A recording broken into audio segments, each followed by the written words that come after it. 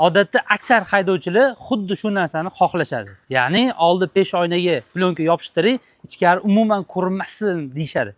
Xuddi shunaqa Leapmotor C11 mashinasiga antiblik yopishtirganmiz, Tracker 2 mashinasiga ham antiblik yopishtirganmiz. Buni o'ziga yarasha rangli to'lanishi bor, lekin protsent jihatidan, foiz jihatidan 70% ko'rsatkichi bor. Ya'ni yorug'likni 70% o'tkazadi.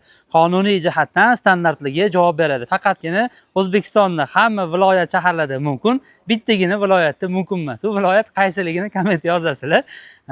Biz juda ham ko'p bu narsalarni yopishtirib beryapmiz va qonunni, huquqni biladigan, shu sohaning mutaxassislari bo'lgan odamlar internetda bu narsani mumkinligini qonuniy jihatdan isbotlab chiqishganligi uchun ko'p haydovchi akalarimiz shu xizmatlarimizdan foydalanishyapti. Mashinani vidini, ko'rinishini rost akasim shunaqa ochib turadi, ukajon, bitta Trackerni ham olib, buni ham bitta olib bergan. Bu qizg'ishrog'i, bunisi ko'kimtiri, blue. Bu red. O inglizchani ham sal-pal bilar ekanman. Sizlarga ham shunaqa xizmatlar kerak bo'lsa, bemalol kelinglar. Buni zo'r tarafi quyosh issiqligini ham to'sadi va ichkaridagi odam uncha-munchaga yorug' holatda ko'rinmaydi, lekin salqinda ko'rinishi mumkin. Salomat bo'linglar, sog' bo'linglar, o'zinglarni ehtiyot qilinglar.